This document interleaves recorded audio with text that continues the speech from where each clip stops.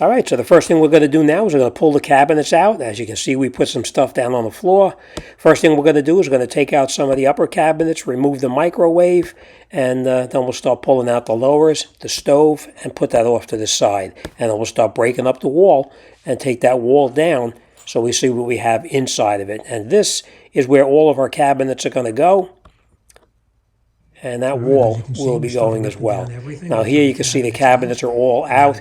We then took out the drywall that was there, and we temporarily secured the electrical outlets to the wall in anticipation of relocating them as soon as we get the wall moved back to its new location. All right, again, it's just temporarily until we relocate to the new spot. All right, next we move into the other room, and we put down on the floor a piece of wood that we're actually going to draw a line where we're going to make the cut in the floor. We're going to use a circular saw. We are going to set the depth of the circular saw so we don't cut too far. Okay, so as you can see, we measured out exactly where everything is going to go. We actually have the 2x4 now screwed down to the floor itself. And next thing we'll do is we'll come in here and we'll start to put up the wall itself.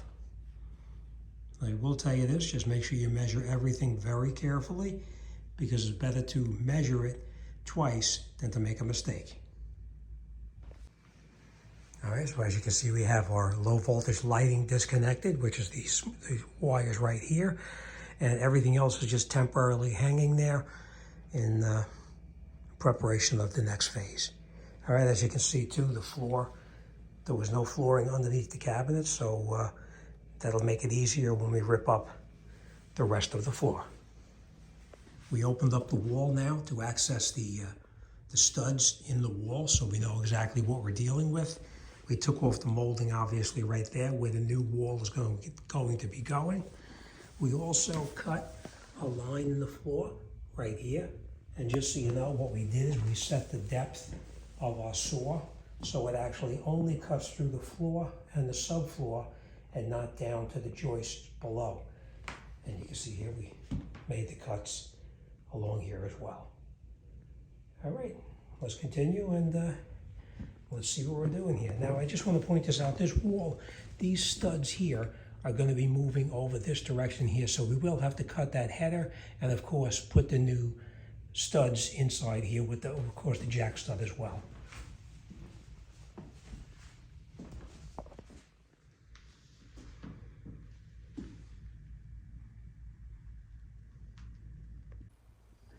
Now we cut out the old hardwood floor that was in there and we removed it from the location. We then framed it out the rest of the way with the 2x4s, which is going to be the new enclosure going down to the basement itself.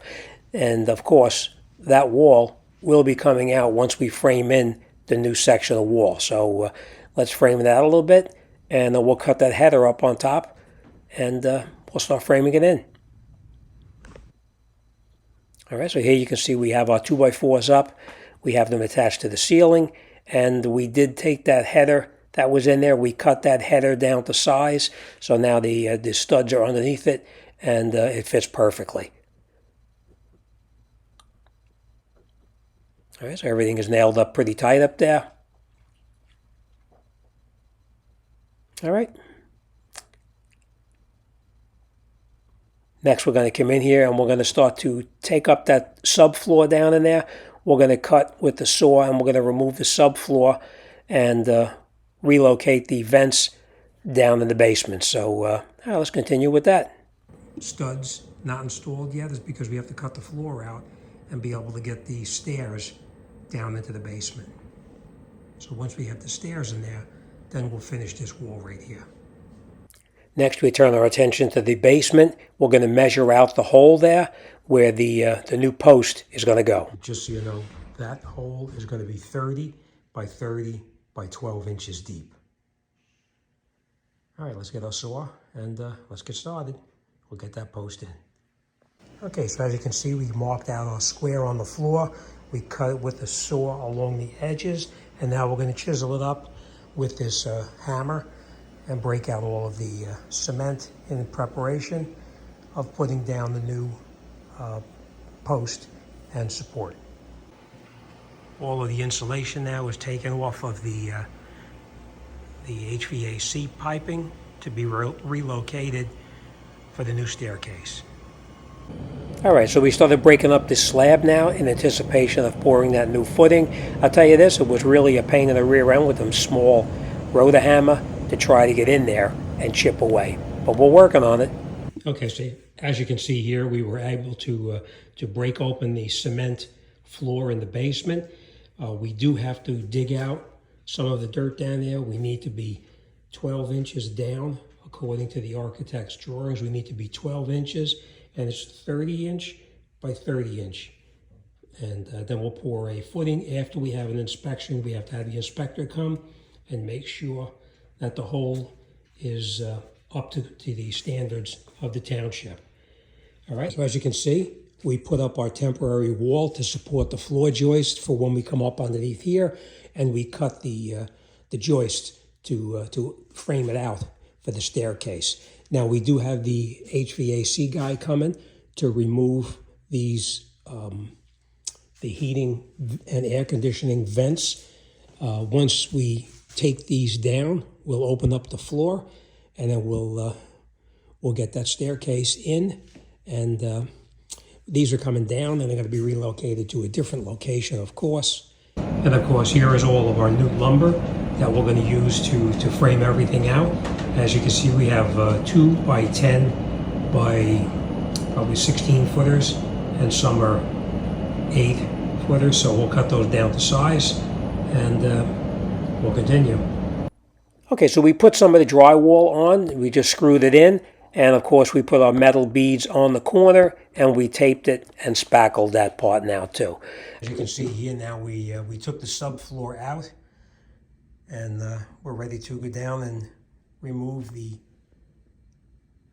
HVAC ductwork in anticipation of removing these joists.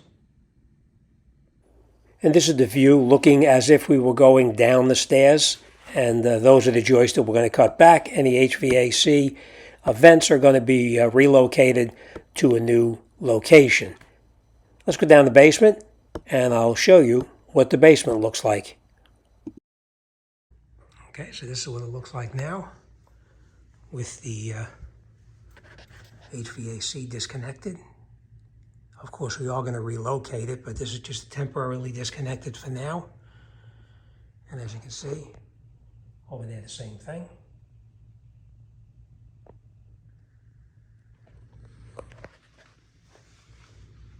And of course, our temporary wall right here.